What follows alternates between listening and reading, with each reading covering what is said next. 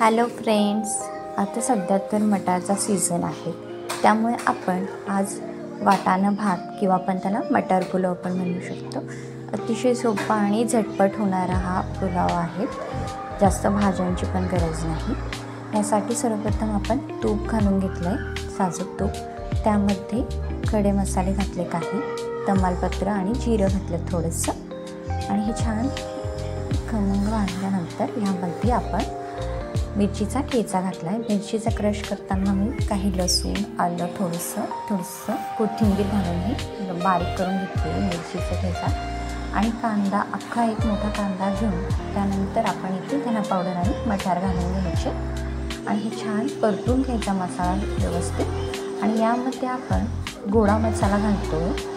गोडा मसाला त्यानंतर मी इथे आमचूर घातले. तुम्ही पाहिजे तर लिंबू पण पिळू शकता, तुम्हाला हवं तसं.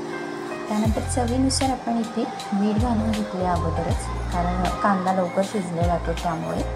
आणि इथे हिंग घातलं थोडंसं. हिंग घालून झाल्यानंतर आपण छान परतून घ्यायचं. थोडीशी मी फोडणीमध्येच कोथिंबीर घातली आहे, एक वेगळा फ्लेवर येतो छान. असं हे संपूर्ण मिक्स करून घेतल्यानंतर आपण इथे एक अर्धा तास 20 मिनटं मी इथे तांदूळ भिजवून ठेवली होती. हे तांदूळ घालून घ्यायचे आणि छान परतून घ्यायचं. हे मसाला सगळं एकजीव झालं पाहिजे सर्व याच्यामध्ये. आणि परत थोडीशी कोथिंबीर घालून गरम पाणी घालायचं यामध्ये, जेणेकरून आपला भात छान मऊ शिजतो, वाफवत घ्यायचो. आणि क्वांटिटीनुसार पाणी घालून, जसं तांदूळ पाणी सोसतं त्यानुसार आपण पाणी घालून घ्यायचे. आणि ह्याचे साधारणतः 2च शिट्ट्या घ्यायच्या, पटकन शिजतो लगेचच.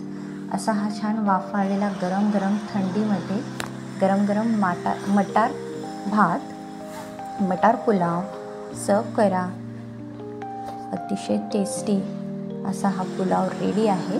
सो तुम्ही हा नक्की ट्राय करून बघा. रात्रीच्या डिनरसाठी खूप टेस्टी आणि अतिशय झटपट होणारा हा.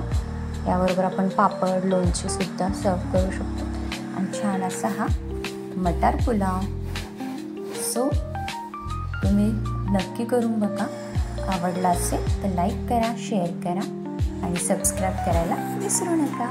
सो अगदी सर्वांना आवडणारा हा झटपट होणारा पुलाव नक्की करून बघा. धन्यवाद.